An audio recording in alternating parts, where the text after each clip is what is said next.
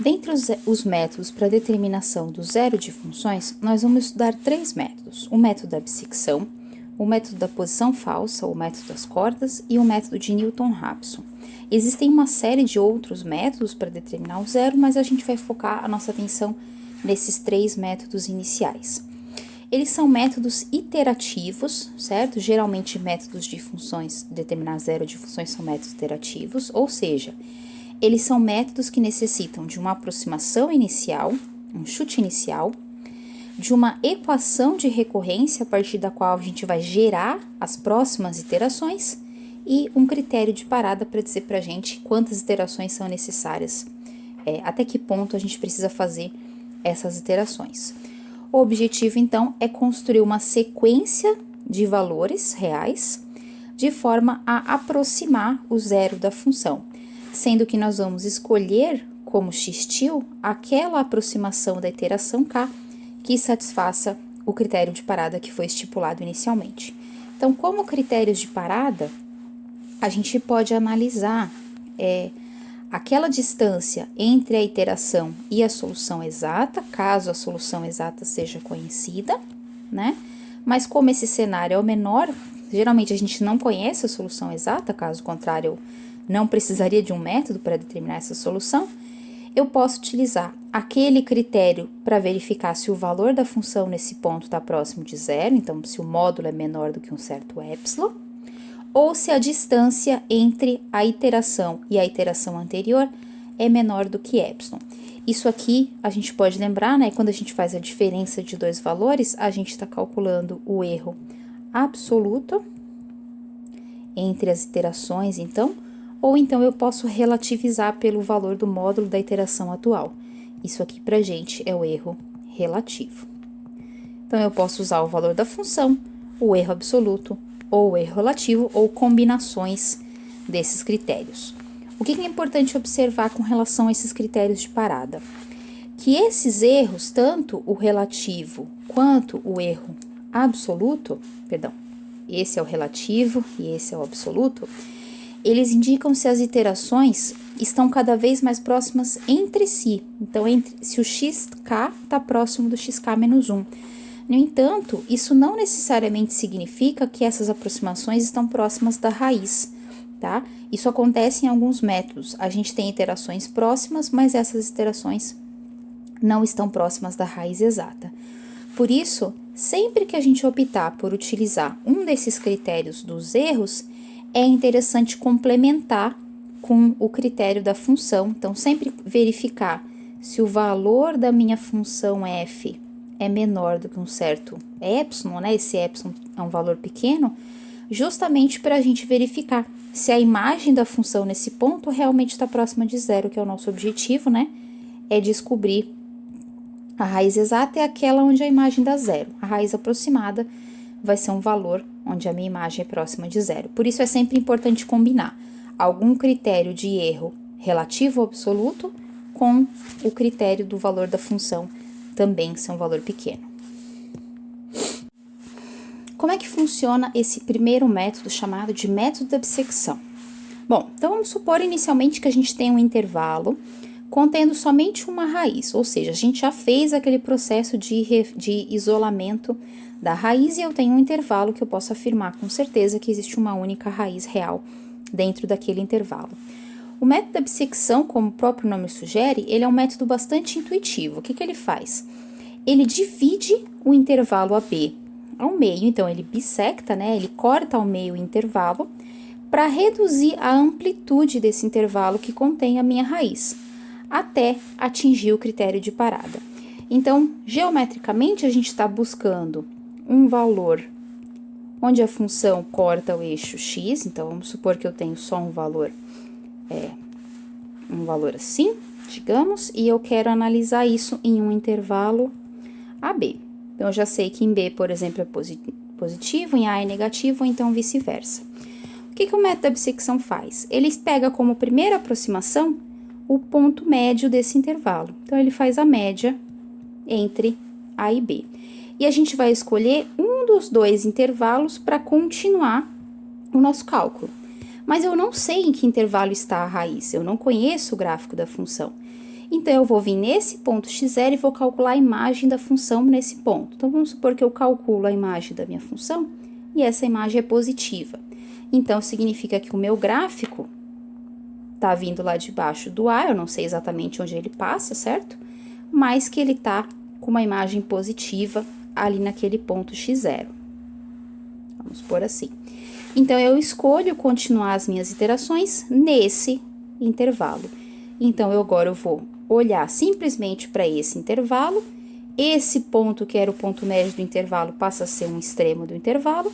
E o próximo ponto, então, é mais uma vez o ponto médio do intervalo. E aí eu repito o processo, verificando a imagem desse ponto, se é positiva ou negativa, e continuo para escolher qual é o intervalo que eu vou optar, que eu vou utilizar na minha próxima iteração.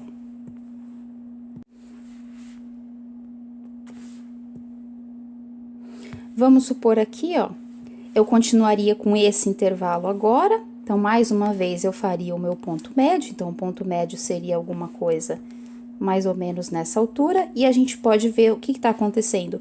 Esses pontos começam a aproximar o valor exato da minha raiz.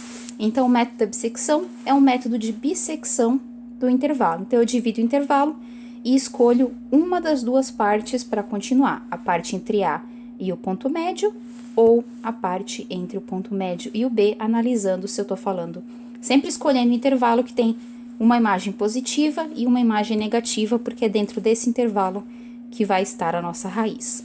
Então, o método pode ser descrito pelos seguintes passos. Deixa eu colocar tudo na tela aqui para vocês. Começo com o intervalo contendo a minha raiz, faço o ponto médio desse intervalo, os extremos dividido por 2. Calculo o valor da função nesse ponto médio. Se o valor da função for 0, então significa que o meu x é a raiz e o método acaba. Se esse valor de f satisfaz o critério de parada, o meu xk é a aproximação x-til e o método acaba. Caso contrário, se eu não estou falando da raiz exata e se eu não satisfiz o critério de parada, eu verifico em que intervalo tem aquela diferença de sinais. Se a diferença de sinais acontecer entre A e X, eu escolho esse intervalo para continuar o meu método. Se a diferença de sinais acontecer entre X e B, eu escolho o intervalo entre X e B para ser o meu próximo intervalo. Escolhido qual é o intervalo que eu vou continuar o meu processo, eu defino, então, uma nova iteração e volto para o passo 1, ou seja, calculo o ponto médio do novo intervalo e sigo repetindo esse processo até que o critério de parada seja satisfeito. Então, ele é um método bem intuitivo e a gente vai fazer um exemplo para ilustrar, então, a aplicação desse método. Então, aqui a gente tem uma função f de x igual a x² menos seno menos 1, usando como critério de parada, então, um erro absoluto entre x e a iteração anterior. Nesse exemplo, o exemplo já forneceu para a gente qual é o intervalo, certo? Então, aqui, como já tem o intervalo, a gente vai, eu afirmo, né? Eu estou afirmando que aqui existe uma única raiz. Se a gente não tivesse o intervalo, né, a gente teria que determinar, mas eu sei que nesse intervalo existe uma raiz e eu estou afirmando, né, que essa raiz é única para esse exemplo. Certo? A gente poderia fazer análise também a partir da derivada. Essa análise não é difícil também, certo? Nesse exemplo, essa função eu preciso falar um pouquinho de cosseno e seno, então eu vou afirmar. Nesse intervalo entre 0 e 1, existe uma única raiz, então o processo de isolamento já está feito. Como é que funciona o nosso método da bissecção? Então, eu vou colocar a função aqui para lembrar, f de x igual a x² menos seno de x menos 1. Lembrando que, como eu estou falando de uma função real, quando vocês forem usar a calculadora, a minha calculadora precisa estar em radianos, certo? Então, a calculadora em radianos, porque o x que eu vou calcular vai ser um número real. Então, vai ser seno de 2, seno de 1, e esse 2 não é 2 graus, é 2 radianos. Então, coloque a calculadora de vocês em radianos. Como é que eu vou organizar o método da bissecção? Eu costumo organizar assim, tem várias outras formas, tá? Mas eu gosto de fazer uma tabela para ter todas as informações aqui em uma tabela resumida. Então, na iteração 0, O meu intervalo vai ser um ponto A e um ponto B, que são os extremos iniciais do meu intervalo, certo? Então, vou colocar aqui os extremos. O extremo inicial é A igual a 0 e o extremo final é B igual a 2. Então, aqui eu vou usar pelo menos uma casa decimal. Agora, a gente vai acabar usando mais casas decimais depois da vírgula. Então, esses são os valores. O ponto médio desse intervalo, eu vou colocar aqui no meio, justamente para eu conseguir enxergar, né, o crescimento. Então, eu tenho o A, B e o ponto médio no meio do caminho. Por isso que eu coloquei o X entre a coluna do A e B. Ponto médio entre 1 e 2 é 1. Certo? Então, aqui eu tenho os valores do meu intervalo. 0, ponto médio é 1 e o extremo é 2. Só que além desses valores, eu preciso também saber o valor da função nesses pontos, justamente para saber se a função é positiva, negativa e qual é o intervalo que eu vou continuar o meu cálculo. Para ter também o valor da função, eu vou fazer o seguinte, eu vou colocar uma barrinha dupla aqui. E aí, do lado do x, eu vou calcular aqui o valor da f no ponto A, da f no ponto xk, então, nesse caso, no ponto médio, e aqui do lado, a f em B.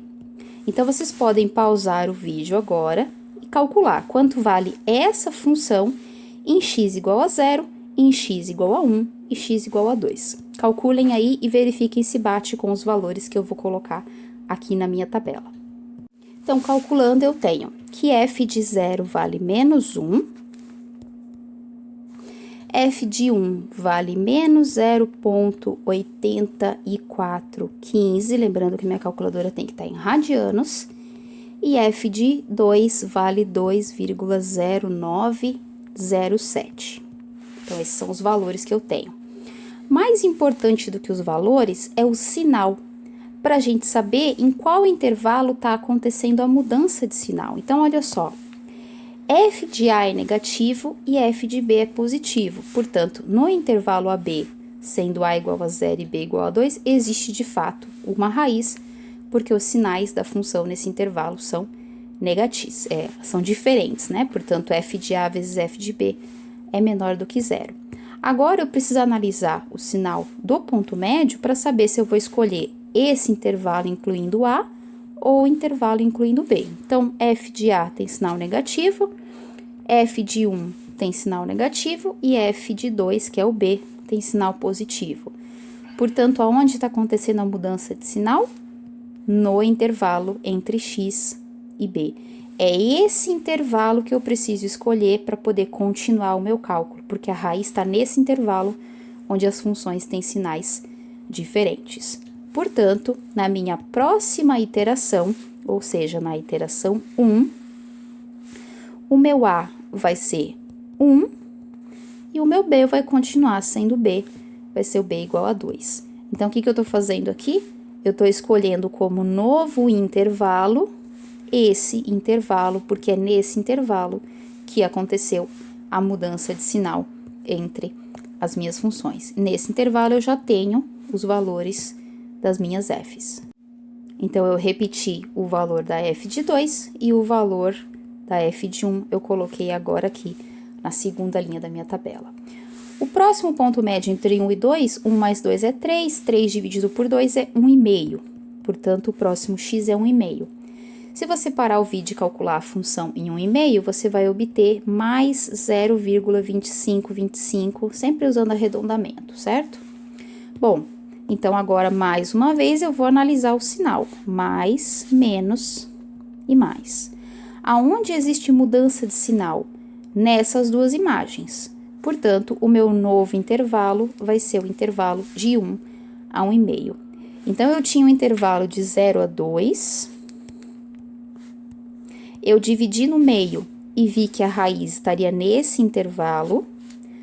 Depois, eu dividi o intervalo de 1 a 2 lá no 1,5, e agora a raiz está nesse pedacinho entre 1 e 1,5. Portanto, eu vou repetir os meus valores de 1 e f de 1 na terceira iteração, e esse 1,5 agora vai ser o meu extremo superior do meu intervalo. E isso vai me ajudar, então, a obter a segunda iteração do método da bissecção. Então, o próximo ponto, entre 1 e 1,5, 1,5 mais 1 é 2,5, metade de 2,5 é 1,25. Calculando a função f em 1,25, eu vou ter menos 0,3865. Sugiro que vocês parem o vídeo e façam o cálculo do valor da função em alguns pontos, certo? Nesses pontos aqui da tabela, né? Sempre que eu colocar, pare o vídeo e faça o cálculo. Portanto, eu tenho negativo em 1, negativo em 1,25, positivo em 1,5. Portanto, meu novo intervalo vai ser entre 1,25 e 1,5.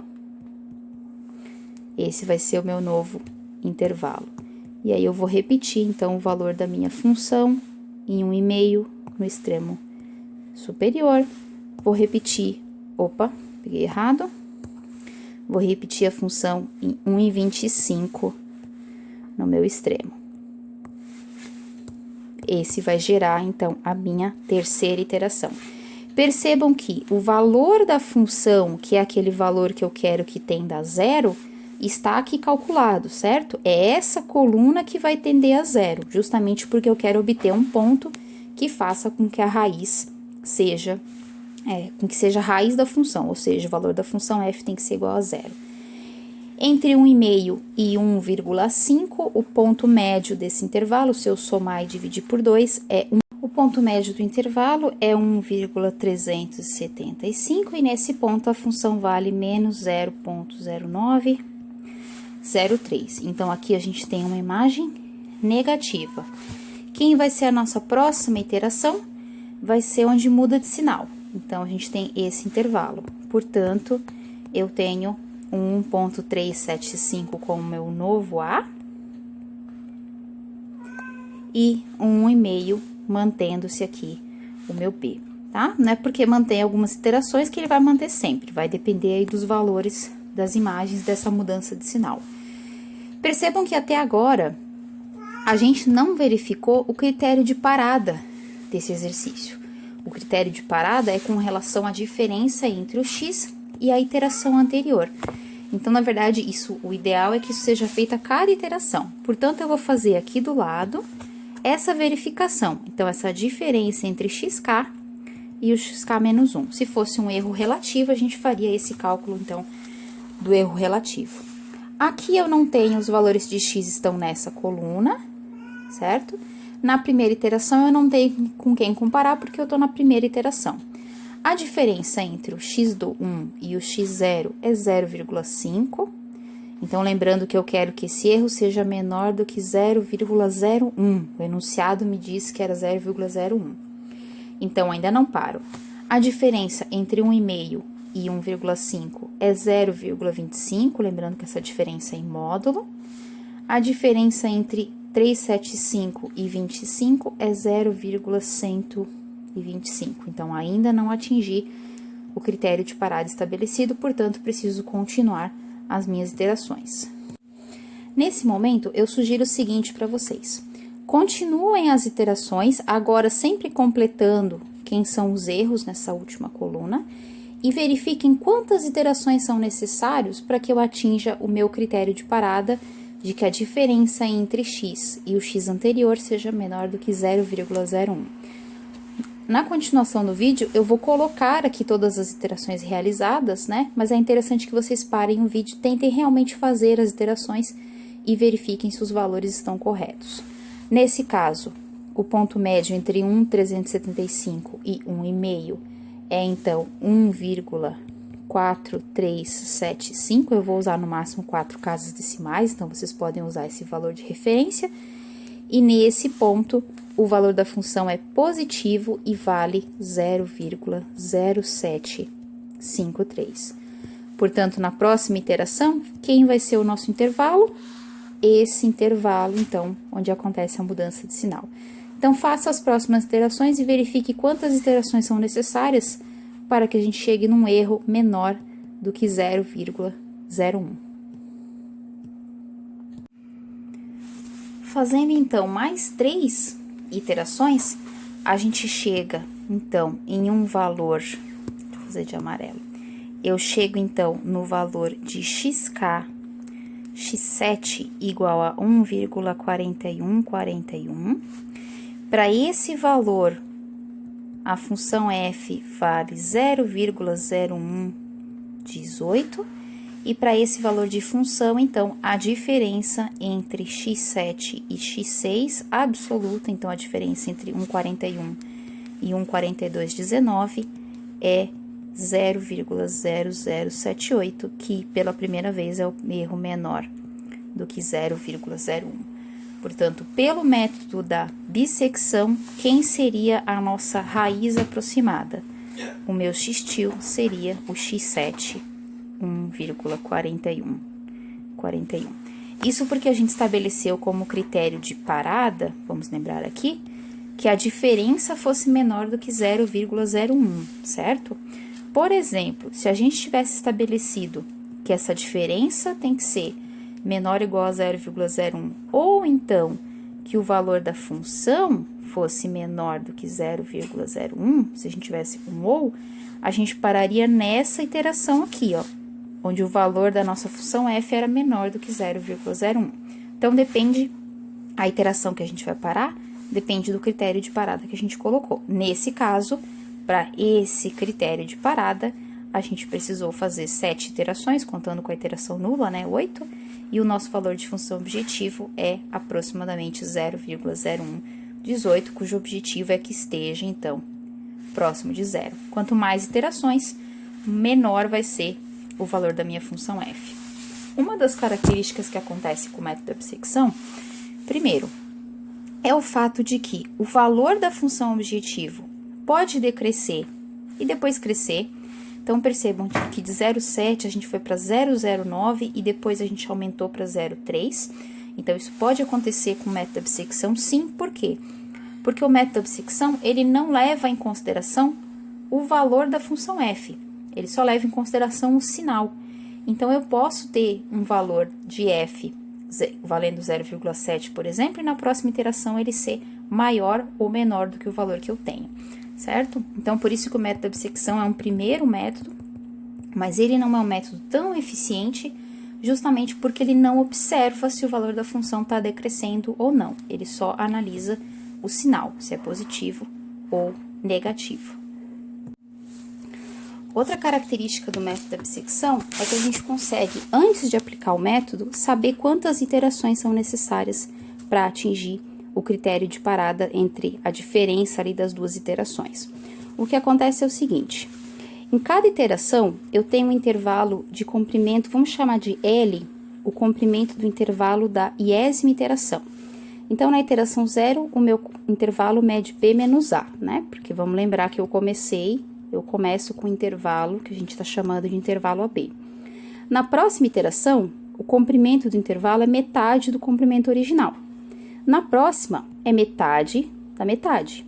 E assim por diante. Então, quer dizer que lá na iésima iteração, o meu intervalo vai medir B menos A sobre 2 elevado a K, certo? Quando K for 0, isso aqui dá 1.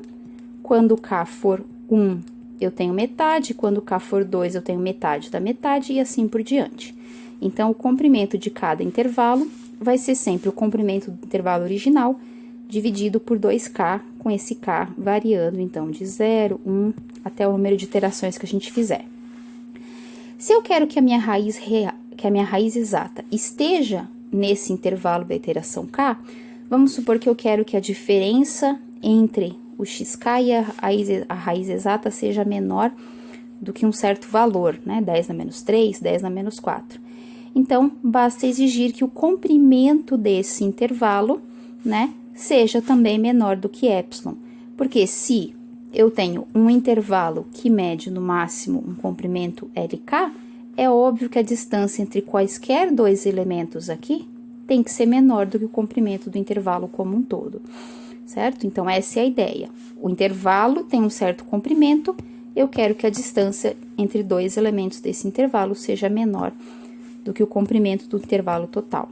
Com isso, então, eu exijo que o comprimento do intervalo seja menor, o comprimento do intervalo tem que ser menor do que a diferença entre a minha iteração e a raiz exata, e esse valor tem que ser menor do que o critério de parada colocado, o valor de epsilon colocado no meu critério de parada. Com essa inequação aqui, ó, porque A e B eu tenho, epsilon também eu tenho dado inicialmente. A única coisa que está de incógnita nessa equação é justamente o valor de K. E eu consigo resolver essa equação porque ela é uma equação que envolve potência, mas eu consigo, aplicando a função Ln, fazer com que esse K saia da potência do 2. Então, ao resolver essa equação, essa inequação aqui, menor do que epsilon, eu consigo, usando as propriedades do Ln, provar que o valor K, que faz com que o comprimento do intervalo seja menor do que epsilon, é justamente K maior do que essa expressão que está aqui. Ln de B menos A, que é o comprimento do intervalo, menos Ln de epsilon, dividido por Ln de 2. Então, o K maior do que esse número vai nos dar, vai satisfazer esse critério de parada. Então, vamos supor aqui que a gente tem aquela mesma função de antes, certo? No mesmo intervalo entre 0 e 2, só que eu quero determinar quantas iterações eu teria que fazer para que a condição entre a solução xk e o x estrela seja menor que 10 na menos 5. Então, se eu tenho esse critério para saber quantas iterações eu tenho que fazer, como eu estou comparando com a minha solução exata, eu posso utilizar o fato de que o K tem que ser maior que Ln. 2 menos A é 2, então o comprimento do intervalo é 2, menos Ln do epsilon, o epsilon nesse caso é 10 na menos 5, dividido por Ln de 2, esse 2 de baixo é fixo. Então, se você parar o vídeo e fizer esse cálculo, você vai obter aproximadamente 17,6 como valor dessa expressão. Isso significa que eu preciso, o K tem que ser maior do que esse valor, portanto, eu preciso de pelo menos 18 iterações, porque eu não posso fazer iteração quebrada, né? Então, 17 não é suficiente, eu preciso de pelo menos 18 iterações para satisfazer esse critério de parada com epsilon igual a 10 na menos 5. No exemplo que a gente fez, não era exatamente esse critério de parada, né? O exemplo que a gente resolveu era xk menos 1 menor do que 10, menor do que 0,01. 0,01 é 10 na menos 2, certo? E a gente precisou de quantas iterações para atingir o critério de parada? A gente precisou de, contando que a gente começa do zero, né? Aqui nessa configuração a gente também está começando do zero, a gente precisou de 7 iterações. Posso usar esse critério para verificar o número de iterações, caso eu esteja utilizando o erro absoluto, como é o caso aqui, né? A diferença entre o xk e o xk menos 1? Pode. Isso vai te dar uma ideia de quantas iterações, mas eu não posso afirmar que serão só esse número de iterações, porque esse intervalo está associado com o intervalo onde está a minha raiz exata, tá? Eu tenho um intervalo e esse intervalo está associado com o meu x. Quando eu busco essas iterações, o que eu espero é que os meus x estejam de alguma forma, talvez pulando para lá e para cá, mas de alguma forma se aproximando da minha raiz. Eu não posso utilizar somente a expressão, por quê? Porque se o xk está perto do x estrela, isso não significa necessariamente que o xk e o xk mais 1, menos 1, estão próximos um do outro. Tá? Então, eu tenho que tomar cuidado com as interpretações. Eles estão relacionados, mas eu não posso usar esse resultado diretamente. Vamos ver como é que ficaria se a gente utilizasse, então, para epsilon igual a 10 na menos 2. Então, ficaria K é maior do que Ln de 2, que é o intervalo do comprimento do intervalo, 0,01 dividido por Ln de 2. Então, se a gente calcular essa expressão, a gente iria obter essa expressão sendo K maior do que aproximadamente 7,64, ou seja, precisaríamos de pelo menos 8 iterações, certo? A gente viu que não foram necessárias 8 iterações, com 7 a gente conseguiu atingir esse critério, Mas essa fórmula vale para quando eu estou comparando o xk e a solução exata, tá? Mas ela me dá uma estimativa bastante próxima se eu vou precisar fazer muitas mais iterações ou não. O que eu quero dizer com isso? Se com 8 iterações eu atinjo a precisão que eu quero com relação à solução exata, esse erro relativo não deve ficar, o número de iterações usando o critério de parada com erro absoluto, não deve ficar tão distante desse k igual a 8, tá? Então, não vai acontecer de eu ter um k igual a 8 e ter que fazer 20 iterações para atingir esse critério. Mas eu não posso afirmar que 8 iterações são de fato suficientes, tá? Precisaria fazer uma análise, talvez seja, mas eu precisaria fazer uma análise um pouco mais cuidadosa aqui para ver se essas 8 iterações seriam suficientes também. Para finalizar essa aula sobre o método da bissecção, um dos pontos positivos é que ele não exige nenhum conhecimento da derivada da função. Tá? A gente vai ver que tem métodos que precisam da derivada, porém, ele tem a convergência muito lenta. Por que a convergência dele é lenta? Porque ele não olha o intervalo, ele olha só o intervalo, na verdade. Ele começa em um intervalo AB. Vamos supor que a minha raiz está bem pertinho do A. O método da bissecção não olha isso, ele joga o meu ponto médio lá para o meio do intervalo, tá? Independente do que está acontecendo com a função no ponto A e independente do que está acontecendo com a função no ponto B. Ele só olha o sinal. Então, se eu tenho uma raiz que está próxima dos extremos, o método da bissecção vai demorar muito para convergir, justamente porque ele vai fazer sempre o ponto médio e não vai olhar com mais cuidado com relação aos valores da função. Então, o método da bissecção, ele é indicado quando a gente quer diminuir o intervalo da raiz, justamente porque ele diminui sempre a metade, mas para que depois a gente possa aplicar um método um pouco mais, uma convergência, né, que chegue na solução de uma forma um pouco mais rápida, justamente porque ele torna-se muito caro quando a gente tem uma precisão, quando cresce demasiadamente a exatidão desejada. Então, por exemplo, não é interessante aplicar o método da bissecção se eu tiver uma precisão de 10 na menos 5, 10 na menos 7, 10 na menos 8, tá? Que são precisões bastante pequenas, né? A gente quer que a nossa solução tenha uma precisão bastante grande, tá? Então, não é muito indicado, por quê? Porque a gente vai ter que fazer muita iteração para poder atingir esse critério de parada. Então, ele é recomendado justamente para diminuir o tamanho do intervalo. A gente vai ver na sequência outros métodos que usam a derivada, então eles têm o preço da derivada, mas tem uma convergência muito mais rápida, e métodos também que levam em consideração o valor da função nesses extremos e também por isso conseguem uma convergência mais rápida do que o método da bissecção.